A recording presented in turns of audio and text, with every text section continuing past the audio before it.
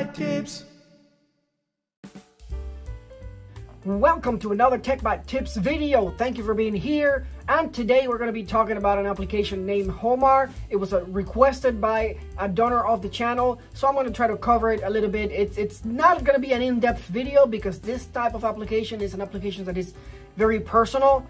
So you should personalize it as much as you want because it's meant to be like your own way of exploring things and having access to your applications, etc.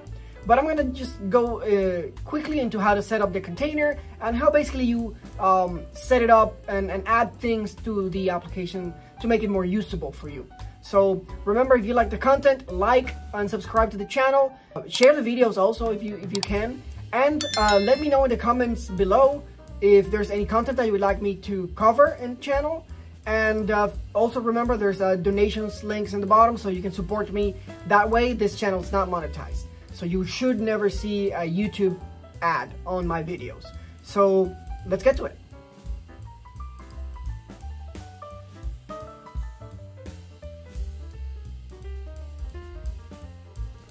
Welcome. In this video we're going to be talking about the application named Homarr. And this application is basically like a dashboard or like a home web page that you can use that connects to all of your other applications. So it gives you one location to have easy access to your applications so you can easily jump between them. And it basically looks like a dashboard that puts all of your applications and services really close to you and accessible. It's located in GitHub at ajnard/Homarr inside GitHub.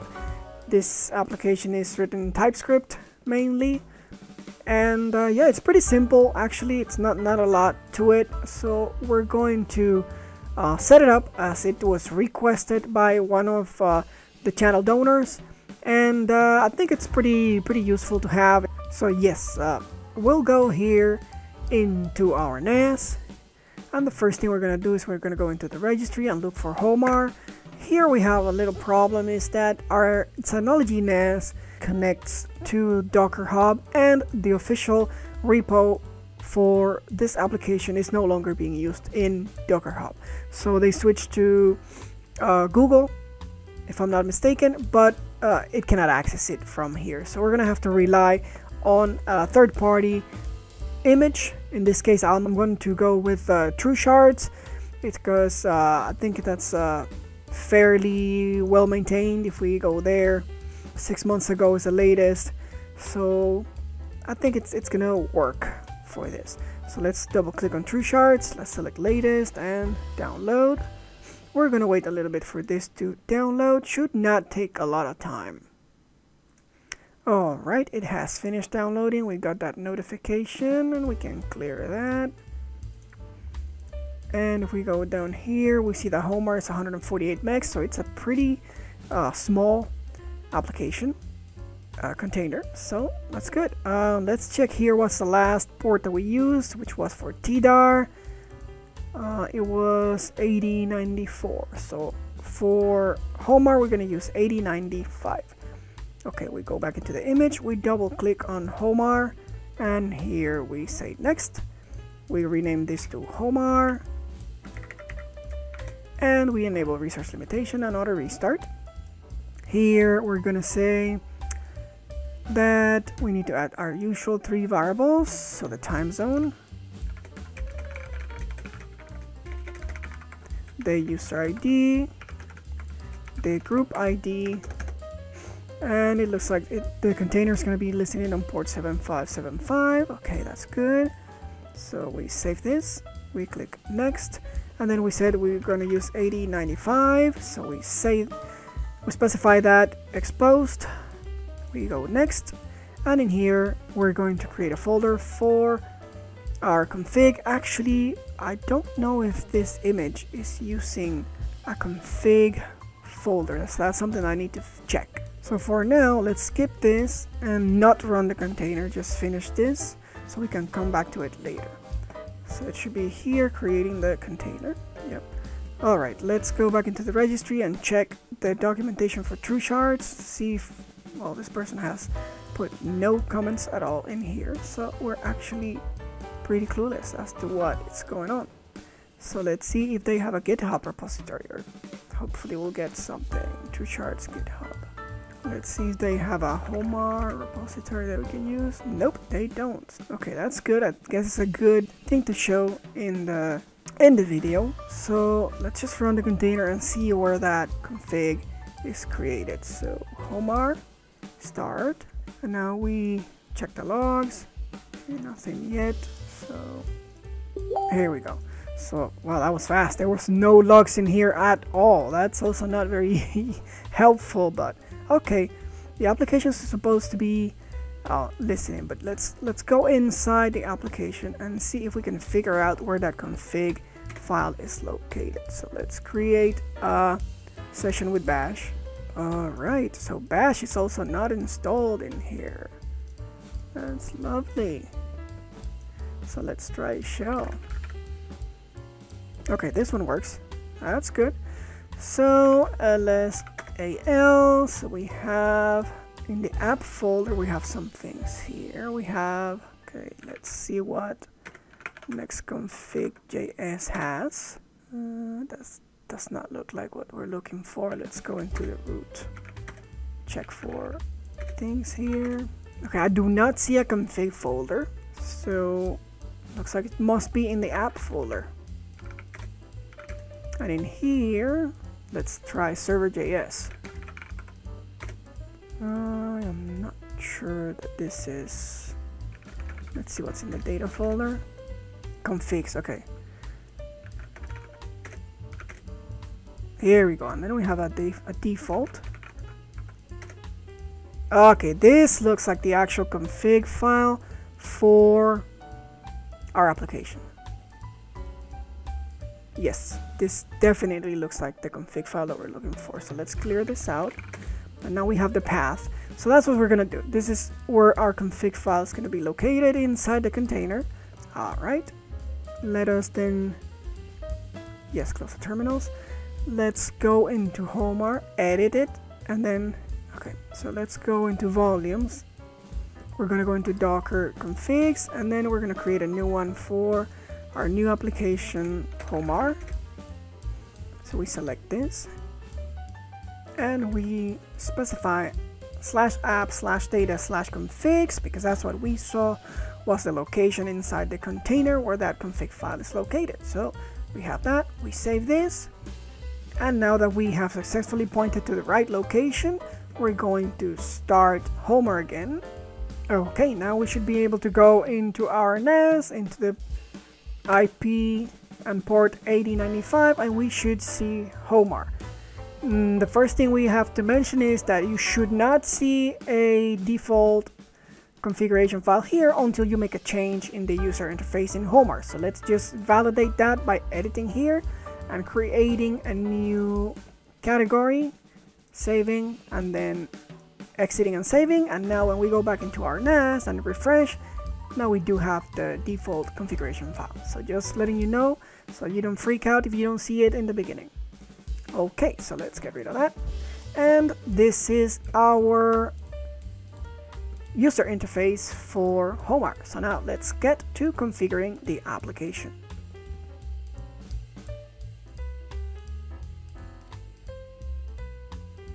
Alright, so Homarr basically is meant to become like your home page, right? So you would set it up to have all the things that you would like to see in your home page, and then configure your browser to use that as your home page.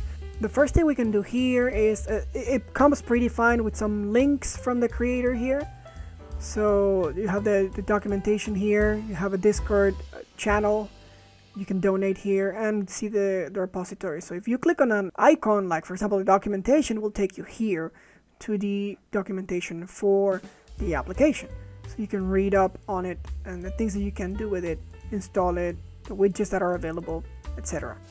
So I don't need any of that. So the first thing I'm going to do is I'm going to click here on edit to start the edit mode where I can change things here, and I'm going to get rid of some things. So I'm going to click here and remove, click here and remove, click here and remove, click here and remove, and we can leave that here, which is like the weather and the calendar here. Let's see what else we can do here? Let's rename this to something else like local information, right? So this is going to be the first panel that we have. Here we can also edit this, so we can specify the location. For example, if I can say like Washington DC, and then it'll retrieve that information. It's not taking Washington DC, so let's put New York. See if that works. Alright, so it decided to take New York, so fine. You just need to figure out how to properly put your information here for your weather. And here's the date, and we can edit this also, and you can say if you want it to be in regular AM PM, or if you enable this, it's going to be 24 hours. So here we go. Okay, and then let's just click out of here, and that's going to be the first thing we have here. If you want to use your R's and integrate them into your basically what becomes your new homepage, then we can create another category for that, and we can call it like HTTPC apps, and it's going to be on the bottom here, and then we can add things in here.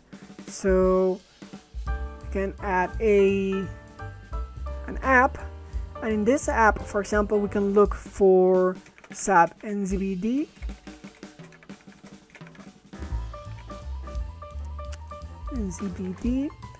and then we need to put the IP of that, so that'll be the IP of our NAS, and then the port for that application. And yeah, that's basically the first part here. It automatically recognizes the app and puts the appropriate logo in here. For behavior, we can say that when we click that button, it's going to open a new tab.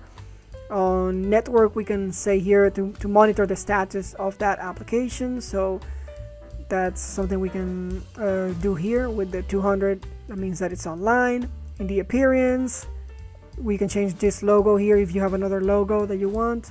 I'm not going to change that. And then for integration, we can select here SAP NZBD, and then we can actually put other things like, for example, the API key.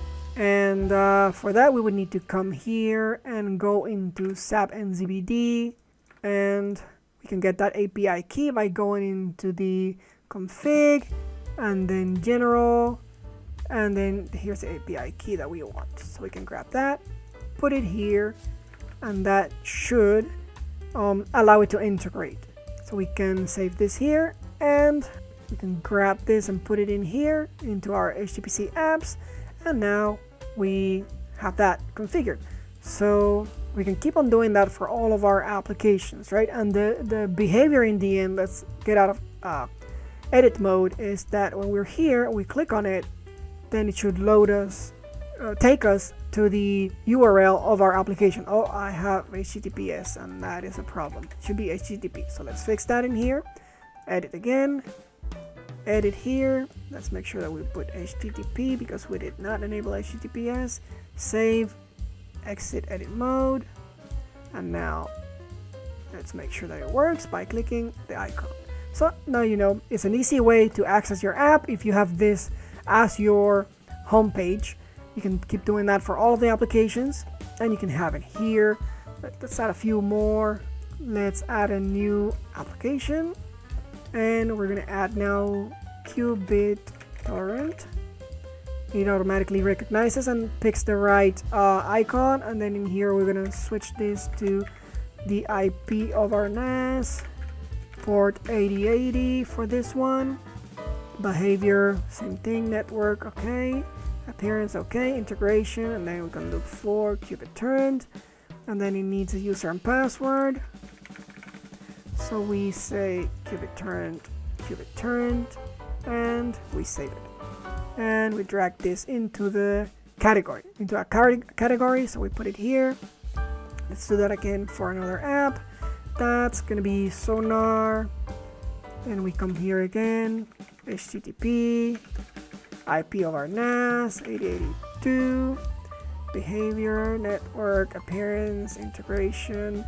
Then here we look for Sonar.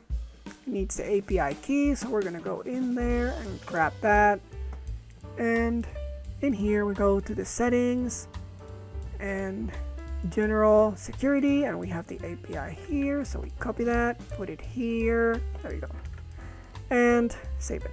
Drag it into the category here. Oh, okay, for some reason this is not behaving properly now. Let's try it again. All right, now it works. So we have sonar here. Let's add radar. Again, IP of our NAS, 8083, radar in here, and we need the API key for radar, which is on port 8083.